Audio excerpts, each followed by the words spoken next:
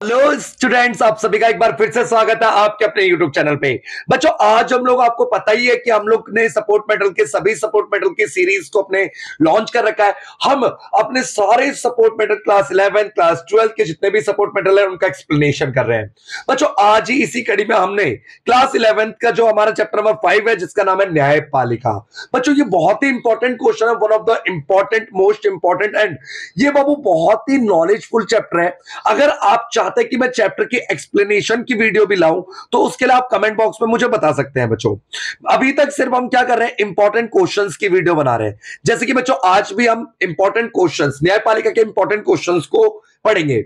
बच्चों, support metal की political science और हिस्ट्री, ज्योग्राफी, इकोनॉमिक्स की भी वीडियो हमने अपने यूट्यूब चैनल पे डाल दी है, तो आप जाकर के प्लेलिस्ट पे उस पे भी सर्च कर सकते हैं बच्चों। ठीक है, तो चलिए बच्चों, आज शुरू करते हैं अपना पहला क्वेश्चन जो बच्चों हमारा न्यायपालिका के चैप्टर से कह रहा है, कौन से न्यायपालिका द्वारा जारी निर्णय के विरुद्ध सर्वोच्च न्यायालय में अपील नहीं किया जा सकता। तो बच्चों, इसका सही उत्तर है सैनिक न्यायालय। सैनिक न्यायालय बच्चों जो फैसला देता है उसके खिलाफ हम सुप्रीम कोर्ट नहीं जा सकते।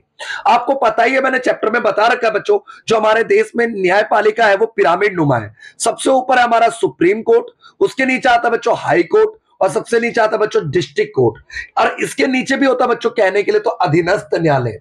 बच्चों, अगर आप देखिए इस कोर्ट के फैसले से खुश नहीं है, आप ऊपर जा सकते हैं, हाई कोर्ट जा सकते हैं। हाई कोर्ट के फैसले से आप सहमत नहीं है तो आप सुप्रीम कोर्ट जा सकते हैं। पर क्वेश्चन आपका पूछ रहा है कि आप कौन से न्यायालय के फैसले के विरुद्ध आप सुप्रीम कोर्ट नहीं जा सकते, सर्वोच्च न्यायालय नहीं जा सकते। तो बच्चों, सैनिक न्यायालय, इसका सही उत्तर क्या बच्चों, सैनिक न्यायालय। सेकंड क्वेश्चन क्या कह रहा है बच्चों, जनहित याचिका किस देश के द्वारा अपने संविधान में शामिल किया गया है। तो बच्चों, पहले तो समझो जनहित याचिका क्या होती है।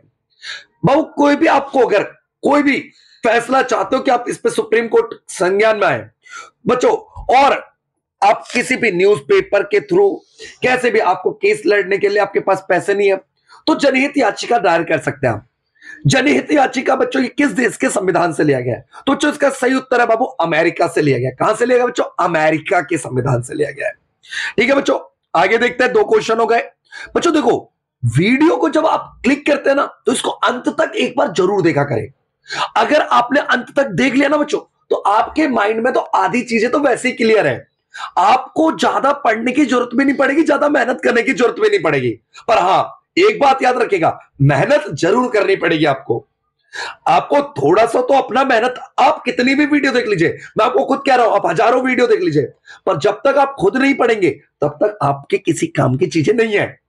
तो चले बच्चों, देखते हैं क्वेश्चन नंबर 3 देखते हैं बच्चों। क्वेश्चन नंबर 3 क्या कह रहा है, कह रहा है बच्चों, भारत का मुख्य न्यायाधीश कब तक अपने पद पर बना रह सकता है। तो बच्चों, भारत का जो मुख्य न्यायाधीश है वो 65 वर्ष तक सुप्रीम कोर्ट में, देखो आपको पता है ना बच्चों, सुप्रीम कोर्ट में कितने जज होते हैं। सुप्रीम कोर्ट में अभी 33 प्लस 1 जज है, 34 जजों की प्रावधान है अभी वर्तमान में। तो जो एक जो जज एक्स्ट्रा ना, इसे मुख्य न्यायाधीश बोलते हैं बच्चों। मुख्य न्यायाधीश कितने कब तक रह सकता है, तो 65 वर्ष की उम्र तक रह सकता है। ठीक है बच्चों, क्वेश्चन नंबर 4 है बच्चों, न्यायपालिका में अपीलीय अधिकार का उल्लेख किस अनुच्छेद में किया गया है। तो बच्चों, इसका सही उत्तर है हमारा अनुच्छेद 134। कितना है बाबू, अनुच्छेद 134। अपीलीय क्षेत्राधिकार अनुच्छेद 134 में इसका वर्णन मिलता है। बच्चों, क्वेश्चन नंबर 5 है, निम्नलिखित में से कौन सा योग्यता सर्वोच्च न्यायालय के न्यायाधीश के लिए आवश्यक नहीं है। देखिए, सुप्रीम कोर्ट का अगर आपको जज बनना है तो कौन सी योग्यता आवश्यक नहीं है, कौन सा कंडीशन आवश्यक नहीं है। तो देखिए, भारत का नागरिक होना चाहिए, very must be important. Well, Lok Sabha की नजर में माननीय न्यायाधीश हो। तो बच्चों, ये तो मेरे को खैर ये नहीं लग रहा। ठीक है, आगे देख लेते, पहले वो पढ़ लेते। वे हाई कोर्ट में कम से कम 10 वर्ष तक वकालत का अनुभव हो, वेरी गुड, सही है। ठीक है, इसका जवाब सही है बच्चों। ठीक है, आगे देखिए, हाई कोर्ट में कम से कम 5 वर्ष तक रहे, इसका भी जवाब सही है। ठीक है बच्चों, तो इसका सही उत्तर हो गया, ये कथन गलत है बच्चों आपका। ठीक है, अगला क्वेश्चन देखते हैं, अपील का सबसे बड़ा न्यायालय कौन सा है। बच्चों, अपील का, यार अपील आप सबसे बड़ा न्यायालय कौन सा है। भारत में सुप्रीम कोर्ट से बड़ा कोई कोर्ट है क्या बच्चों, बताओ, आप कमेंट करके बताओ। चलो, ठीक है, तो इसका सही उत्तर हो गया बच्चों 6 का ए।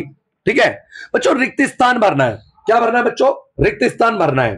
ठीक है, रिक्त स्थान भरना है। तो चलिए देखते हैं, रिक्त स्थान देखते हैं बच्चों। क्वेश्चन नंबर 7 है बच्चों हमारा।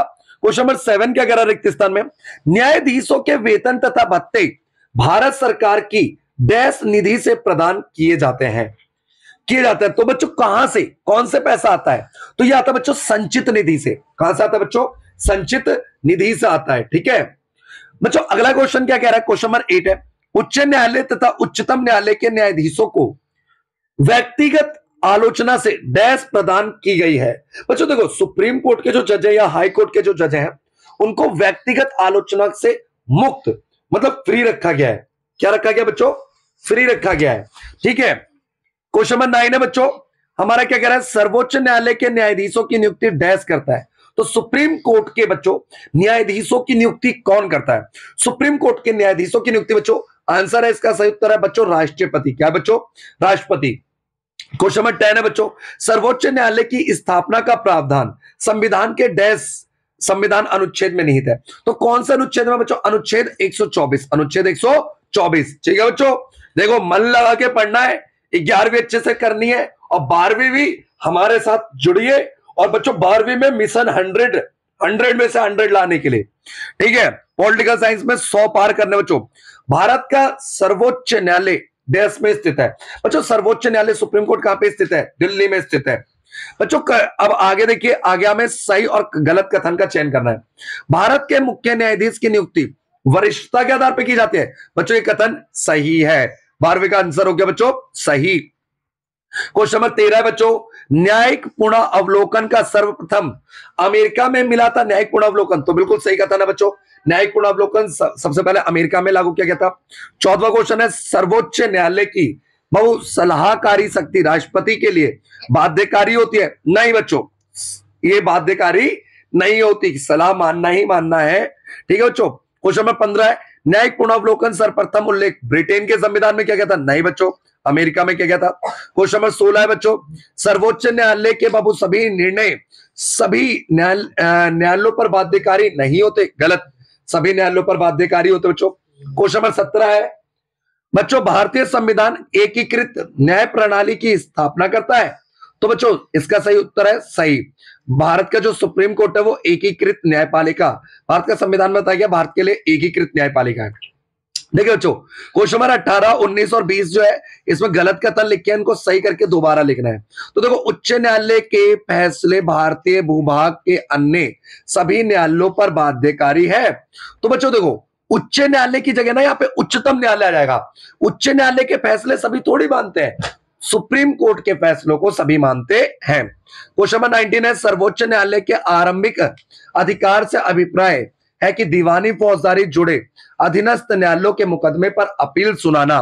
तो बच्चों देखो, इसमें जो गलत क्या कह रखा है, देखो कह रहा है सर्वोच्च न्यायालय के आरंभिक अधिकार से अभिप्राय दीवानी और फौजदारी जुड़े अधीनस्थ न्यायालयों के मुकदमे पर अपील सुनाना है। सुप्रीम कोर्ट के आरंभिक अधिकार से अभिप्राय बच्चों दीवानी और फौजदारी मामलों से जुड़े नहीं, बहु सुप्रीम कोर्ट का जो आरंभिक अधिकार है ना, वो केंद्र सरकार और राज्य सरकार के बीच विवादों का निपटारा करना है। विवादों को क्या करना है? निपटारा करना है। ठीक है। क्वेश्चन नंबर 20 है बच्चों, भारत में एकीकृत न्याय प्रणाली को अपनाया नहीं गया है? तो बच्चों नहीं हट जाएगा, यहां पे अपनाया गया है, सही उत्तर हो जाएगा। ठीक है। क्वेश्चन नंबर 21 है बच्चों, सर्वोच्च न्यायालय के अपीली अधिकारी से क्या समझते हैं? बच्चों सर्वोच्च न्यायालय के अपीली अधिकार का मतलब क्या होता है?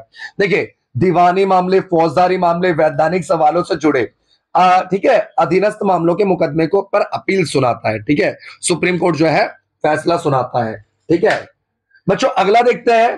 क्वेश्चन नंबर 22 क्या कह रहा है? कानून के शासन से क्या अभिप्राय है? बच्चों कानून के शासन का मतलब क्या होता है? कानून की नजर में सभी लोग क्या है? समान है और सभी पर समान रूप से कानून क्या होता है? लागू होता है। ठीक है बच्चे। अगला क्वेश्चन है क्वेश्चन नंबर 23, सर्वोच्च तथा उच्च न्यायालय के न्यायाधीशों को किन आधारों पर उनके पद से हटाया जा सकता है? तो मतलब देखो, सुप्रीम कोर्ट हो चाहे हाई कोर्ट के जज हो, उनको बाबू कदाचार साबित होने पर, मतलब वो जब संविधान के अकॉर्डिंग काम नहीं करते हैं तो उन्हें हटाया जा सकता है। ठीक है बच्चे। क्वेश्चन नंबर 24 है, सर्वोच्च न्यायालय की सलाहकारी शक्ति से क्या समझते हो? सर्वोच्च न्यायालय के सलाहकारी शक्ति का मतलब होता है बच्चों, अगर हमारे देश के राष्ट्रपति को किसी भी संवैधानिक मामले पर अगर सलाह चाहिए तो सुप्रीम कोर्ट का जज सलाह दे सकता है। पर हां, सलाह माने या ना माने वो सुप्रीम कोर्ट के जज के ऊपर है बच्चों।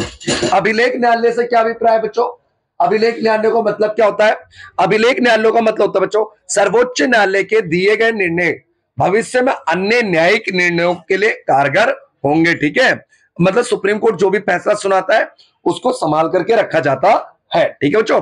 सर्वोच्च, अगला क्वेश्चन है न्यायिक पुनर्वलोकन से क्या है मतलब है? देखिए सुप्रीम, देखिए संसद क्या करती है, कोई भी कानून बनाती है तो संसद जब कानून बनाती है ना तो उस पर कानूनी जांच करने की शक्ति किसके पास होती है बच्चों?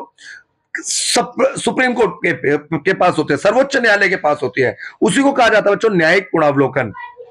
क्वेश्चन नंबर 27 है बच्चों, न्यायिक सक्रियता किस प्रकार न्यायालय को अधिक सक्रिय व क्रियाशील बना रहा है? तो बच्चों जनहित याचिका से, जैसे जनहित याचिका मुकदमे से, ठीक है, एक व्यक्ति के विषय एक व्यक्ति को ज्यादा अधिकार दे करके, ठीक है, जनहित याचिका दायर करके हम न्यायालय को क्या बना सकते हैं और सक्रिय बना सकते हैं। ठीक है बच्चों। आगे देखिए क्वेश्चन नंबर आपका 28 क्या कह रहा है, जनहित याचिका से क्या अभिप्राय है? देखिए बच्चों जनहित याचिका क्या होता है? जनहित याचिका से ना संबंधित मुकदमे में एक व्यक्ति विशेष ही नहीं होता, अपितु जनहित याचिका में पूरे समाज के लिए निर्णय सुनाया जाता है। क्वेश्चन नंबर 29 है बच्चों, भारत में कुल कितने उच्च न्यायालय है? तो बच्चों भारत में टोटल हाईकोर्टों की संख्या, उच्च न्यायालय की संख्या 24 + 1 25 हाईकोर्ट है बच्चों। ठीक है, 24 हाई कोर्ट है और एक बच्चों सुप्रीम कोर्ट है हमारा। ठीक है, वर्तमान समय सर्वोच्च न्यायालय में कितने न्यायाधीशों का प्रावधान किया गया है? बच्चों वर्तमान समय में सर्वोच्च न्यायालय के न्यायाधीशों की संख्या 33 + 1 है बच्चों, 34 है। ठीक है, अब बच्चों भारत के मुख्य न्यायाधीश का वेतन आप कमेंट बॉक्स में कमेंट करके बताएंगे। ये क्वेश्चन नंबर 31 32 का आप लोग कमेंट करके आंसर बताएंगे। इस वीडियो को हम यहीं पे समाप्त करते बच्चों। अगर आप चाहते हैं कि हम इस चैप्टर के एक्सप्लेनेशन की वीडियो भी आप लोगों के लिए लाएं, ठीक है, आप लोग बच्चों इस पैराग्राफ को देखिए, अच्छे से पढ़िएगा और उसके बाद इस पैराग्राफ के आंसर्स भी खुद से दीजिए। ठीक है, दो नंबर वाले क्वेश्चन में इसके पार्ट सेकंड में ले आऊंगा। इस वीडियो को पूरा देखने के लिए आपका बहुत बहुत धन्यवाद।